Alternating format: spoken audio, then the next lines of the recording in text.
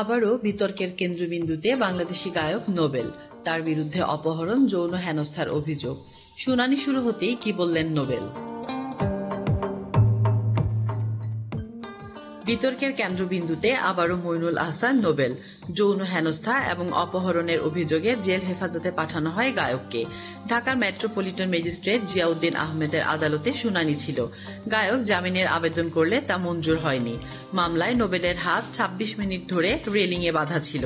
এই মামলায় তদন্ত কর্মকর্তা ডেমরা থানার পরিদর্শক মুরাদ হোসেন গায়ককে বিচার বিভাগীয় হেফাজতে রাখার আবেদন করেন। এদিন বুলেট প্রুফ জ্যাকেট মাথায় হেলমেট পরিয়ে আদালতে আনা হয়েছিল নোবেলকে। আদালতে হাতকড়া খোলা হলেও তার ডান হাত লোহার রেলিংয়ে বেঁধে রাখা হয়েছিল। সে সময় কাঠগড়ায় দাঁড়িয়ে কি কথা বলেন নোবেল? বুলেট প্রুফ জ্যাকেট পরে হাঁসফাঁস করছিলেন তিনি। বাংলাদেশি সংবাদ মাধ্যম কালের কণ্ঠ এর প্রতিবেদন অনুসারে কাঠগড়ায় দাঁড়িয়ে নোবেল জানান তার গরম লাগছে। ওই বুলেট প্রুফ জ্যাকেট অবিলম্বে যেন খুলে দেওয়া হয়। তবে পুলিশ তার কথা মানতে রাজি নয়। শটান জানিয়ে দেন গরম লাগলেও এই জ্যাকেট খোলা যাবে না। এদিন শুনানির সময় নোবেলের আইনজীবী মোহাম্মদ জসিমউদ্দিন আদালতে কি বলেন? গায়কের আইনজীবীর দাবি ২০২৪ সালে ১২ই নভেম্বর থেকে গত মঙ্গলবার পর্যন্ত তারা একসঙ্গে ছিলেন। ধর্ষণের কোনো সুনির্দিষ্ট অভিযোগ নেই। যে মহিলা নোবেলের বিরুদ্ধে মামলা দায়ের করেছেন তিনি আসলে গায়কের স্ত্রী। ভুল বোঝাবুঝির জন্যই মামলা করেছেন। এমনকি সেই মহিলা ৪ মাসের অন্তঃসত্ত্বা। নোবেল তার সঙ্গে সংসার করতে চান। কথা শুনে বিচারক গায়কের আইনজীবীকে জিজ্ঞেস করেন নোবেলের কাবিননামা আছে কিনা।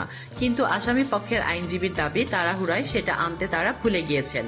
তবে রাষ্ট্রপক্ষে পাবলিক প্রসিকিউটর ওমর ফারুক ফারুকী নোবেলের জামিনের তীব্র বিরোধিতা করেছেন।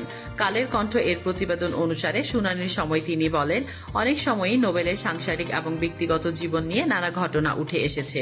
আমার মক্কেলের দাবি সামাজিক মাধ্যমে তাদের মধ্যে যোগাযোগ হয়, তারপর ফোনে কথাবার্তা বলেন তারা। ২০২৪ সালে ১২ই নভেম্বর তারা দেখা করেন।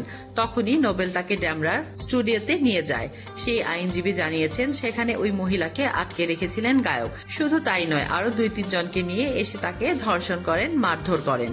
এরপরে গায়ককে বিচার বিভাগীয় হেফাজতে পাঠানোর নির্দেশ দেয় আদালত। গত ১৯শে মে নোবেলের বিরুদ্ধে মামলা করেন ওই মহিলা। তাসলিমা আক্তার শিমু, SBS বাংলা।